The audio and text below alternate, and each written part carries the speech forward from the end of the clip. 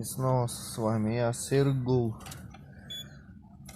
Мучился, что у меня свистит. Уже менял и ремни, и помпы, и ролики натяжные.